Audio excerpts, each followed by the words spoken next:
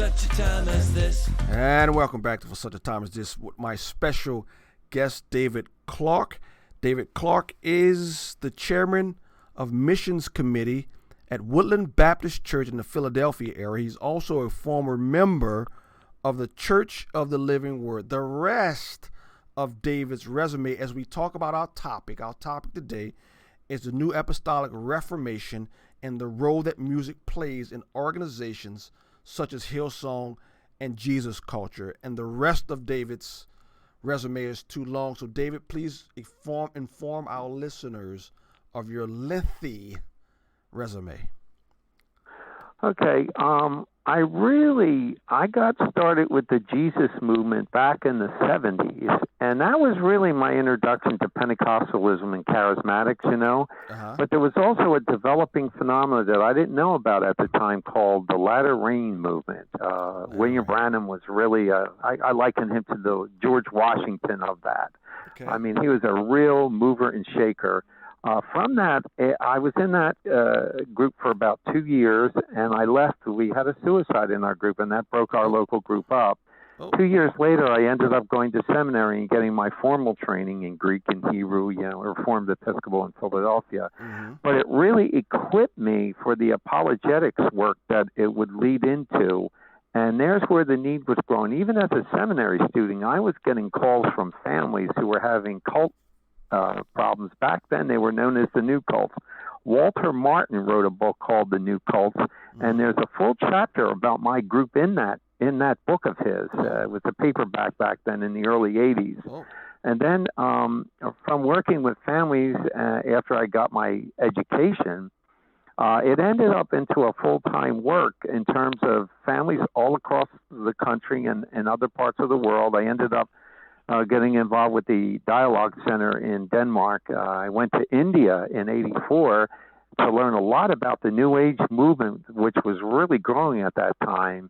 And actually, I'm currently the vice president of the North American branch of the Dialogue Center International, and I'll be speaking at the Evangelical Ministries for New Religion Conference at your church, Pastor, towards the end of the month. Yep. There's more that could be said, but I am considered a cult expert, and I do apologetics teaching. In fact, I went to India several times to teach at a pastor's college. So I travel worldwide with conferences and also training concerning cults and Christian apologetics. Yes, and David will be in Illinois at New Hope Community Church in Palatine, Illinois, 1023 East Palatine Road. When is that, David? The 27th and 28th. And Correct. You'll be talking about the New Apostolic Reformation. What is the New Apostolic Reformation?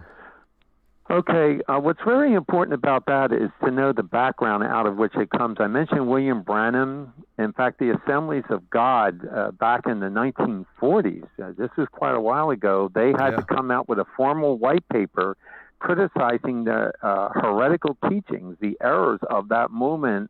But the legacy of the latter rain continued after that time. In fact, due to the manifest sons of God teaching that they had, sort of the deification of man, this is a very serious Bible problem. When we talk about New Apostolic Reformation, we are seeing a reemerging of some of these dormant teachings that have sort of been under the radar screen in the Christian church for a number of decades, but they are coming back, and that's why this movement is serious, and then I want to lead up to what it actually is. Yeah. In fact, I met C. Peter Wagner, who was the founder of the movement. It was after the Jim and Tammy, and there was Oral Roberts, and him being in his tower, fasting until he needed the money to raise that hospital, and that there was this huge building project that he needed money for. So this guy that was running a dog racetrack gave him over $1 million towards it. Now, of course, he died, but he was a major part of the legacy of the latter rain. Oral Roberts was a major. In fact, William Branham. If you attend my seminar, I'll show you a picture of William Branham with Oral Roberts. And what's very important about the development of that movement over time is that it branched into different things. If you heard of the prophetic movement, if people are familiar with John Wimber, when he taught the Signs and Wonders course, well, Bill Johnson had been impacted. Now, he's a major influence on Jesus culture, for example. If you look at the history of Hillsong with the faith movement, again, if you're looking at the prosperity teachers, many of them hold to this concept of the restoration of apostles and prophets for today. So what's very interesting about the New Apostolic Reformation, it has become a more organized worldwide network of ministries. So it's not just the theological side of it in terms of church government and church structure. You're really looking at a major paradigm shift of historic Christianity in terms of what the New Apostolic Reformation believes where the church is heading today. In other words, benefits that we get from the resurrection of Jesus Christ when Jesus physically comes back gets reorganized when you're looking at this particular movement. They believe we're going to actually enter into the benefits of those things now before Jesus physically comes back to earth. And most people don't understand the seriousness of what they are talking about. One of the core... No, I'm sorry, Pastor. It's okay. So when you're talking about the seriousness, doctrinally speaking, what is their core teaching that people need to be aware of? Okay, now if we go back to the founding of it in the 90s in terms of with C. Peter Wagner, those that hold to the signs and wonders, now we're talking about a Pandora's box theologically of all kinds of new revelations that are coming. One of the most serious doctrinal developments when you're talking about, say, the manifest sons of God teaching, or the man-child teaching. That's another one where you have, the divine, that man has a divine nature. In other words, in the faith, when you're talking faith movement, you're talking, say, Kenneth Copeland or Creflo Dollar. You get the deification of man coming in there. In other words, we take on godlike capabilities. For example, if you have if I said positive confession, a lot of people would know what that is because they're familiar with Copeland and Hagen and with the faith teaching. But if I speak something into existence, I was just about to ask you that. Go ahead. Speak things into existence. There's this one guy on the sports channels who likes to speak things into existence. Yes. He's coming from that camp. Okay, gotcha. The word faith movement is related to how this thing developed historically. Gotcha. A lot of the new Apostolic Reformation leaders, the apostles and prophets, they hold to word faith doctrine. See, I didn't realize. So I'm familiar with the word of faith movement. That was back in the 90s when I was starting to grow. You're saying that this is bled into the New Apostolic Reformation? Yeah. In fact, Cosney Hinn, who's the nephew of Benny Hinn, he's departed from his family and Benny Hinn's theology. Yeah, I heard of that. Yeah. And one of his major criticisms of the New Apostolic Reformation is that the word faith teaching is a major part of what it is. Now, that's a serious statement coming from somebody that has the background of Cosney, but also the training. He's a pastor. Yeah. He's very knowledgeable about what their inner teaching really says. Yeah. But didn't Benny Hinn sort of walk away from that? So he said a few months ago.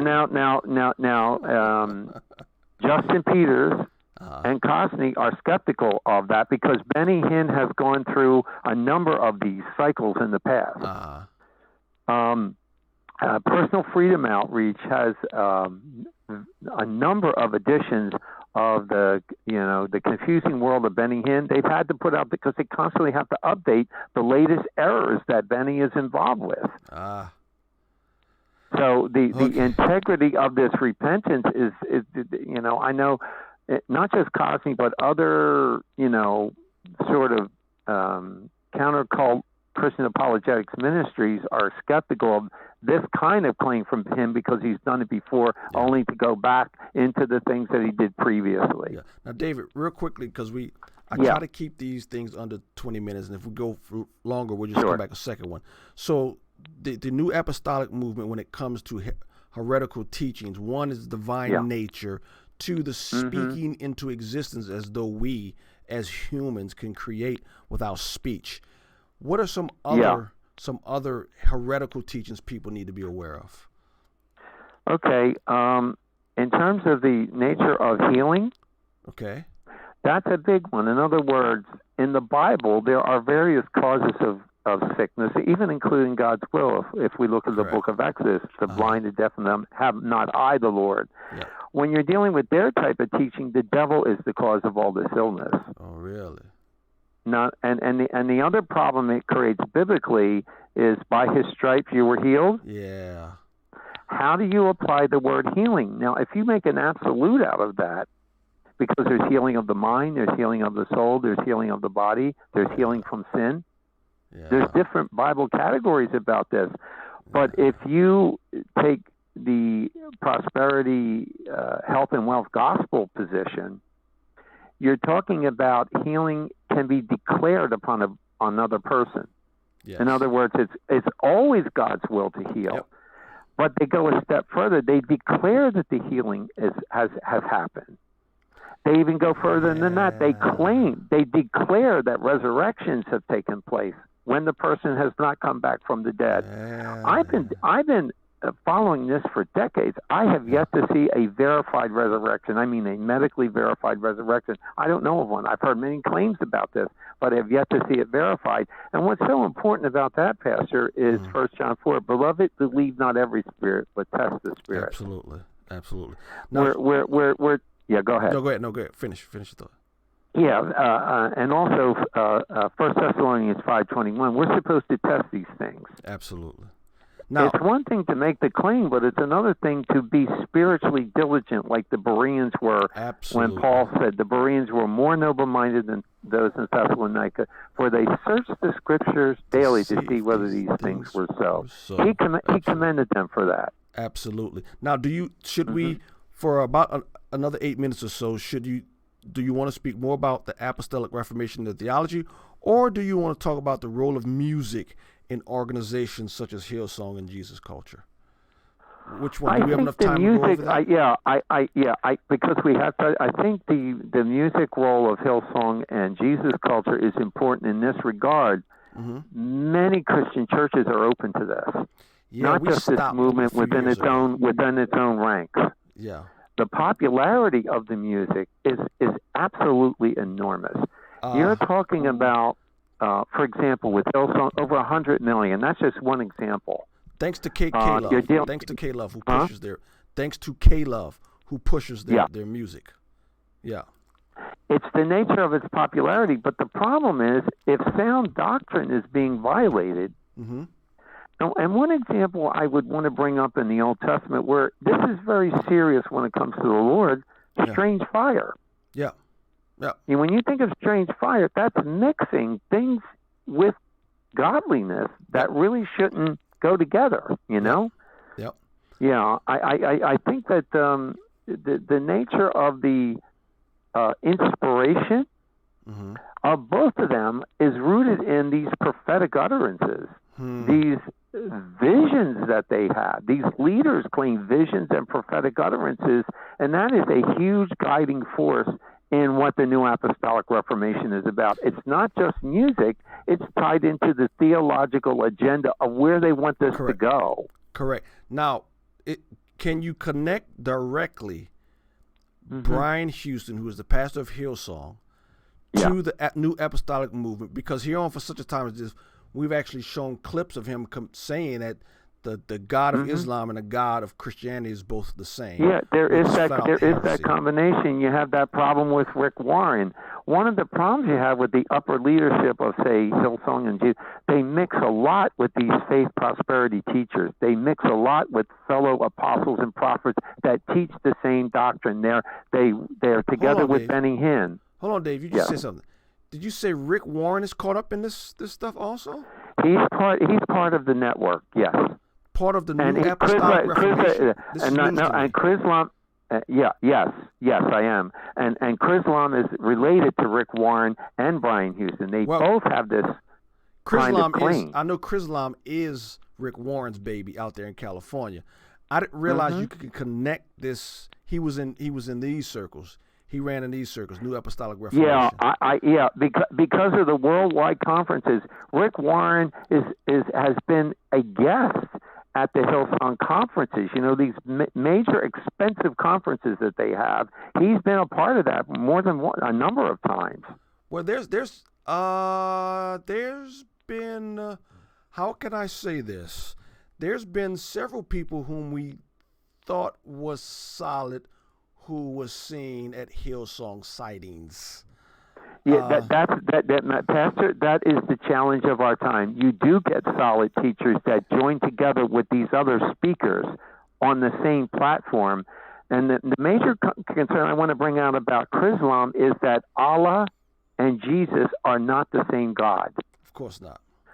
Allah and the Trinity are not the same God. Of course not. Islam flatly denies the deity of Jesus and the Trinity of the Christian church. They don't believe that doctrine. Yeah, both Christians and that's a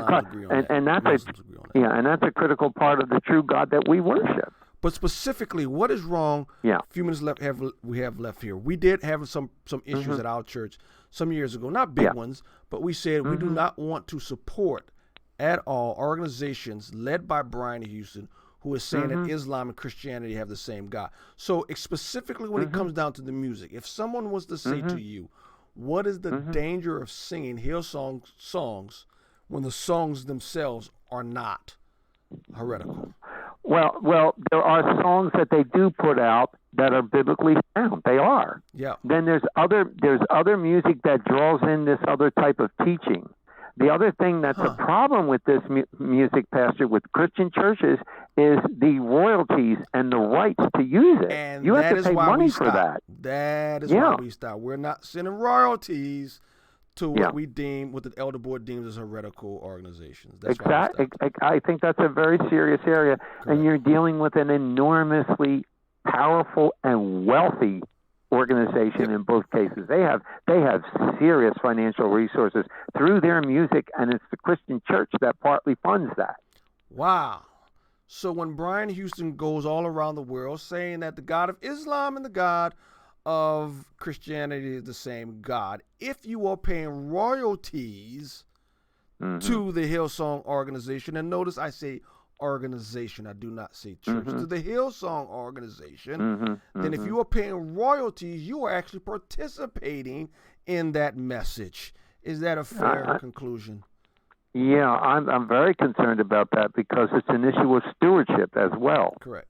We're all going to have to answer to God for these things that are related to this, especially church leaders are going to have to answer for what they did with God's money. Correct. Absolutely. Well, we're running out of time here. Let me put you on the spot and ask you this before I let you go. Will you be willing to come back for such a time as this and talk specifically about these people in the New Apostolic Reformation individually? So we have enough time. That would be great for our listeners, for our station. Thank you so much. Last word when it comes to the New Apostolic Reformation, David. Any last words? Oh, I would say that the Christian church needs to educate themselves concerning the history and the doctrinal beliefs of this movement. They need to compare it with sound Bible teaching. They will see that there is a major difference between doctrines that they teach and what the average Christian in the pew knows about them. It's really important to equip yourself with sound doctrine and accurate knowledge concerning the teaching of the New Apostolic Reformation and how it's actually practiced. Correct. Well, thank you so much, Dave. I'll see you in a few weeks when we're at the now it's called M&R again, but it's Evangelical Ministries to New Religions, EMNR. Yes. Yep. Okay. But you all merged this year with another group, right? Yeah, ISCA. You know, that's an international apologetics professional group. Correct. And there'll be the 27th and the 28th of March 20 this year in Palatine, Illinois. I know there are people. I just met with a friend of mine. We have not spoken to in 5 years. We actually connected because he saw that the that conference was here, and he'll be here. He'll be here at the conference. So thank you very much, Dave. We're going to welcome you back here for such a time as this, as we delve more specifically into some of these players with the New Apostolic Reformation. Thanks a lot, Dave. We'll see you later. Thanks for watching for such a time as this. God bless, and we'll see you soon. Thank you.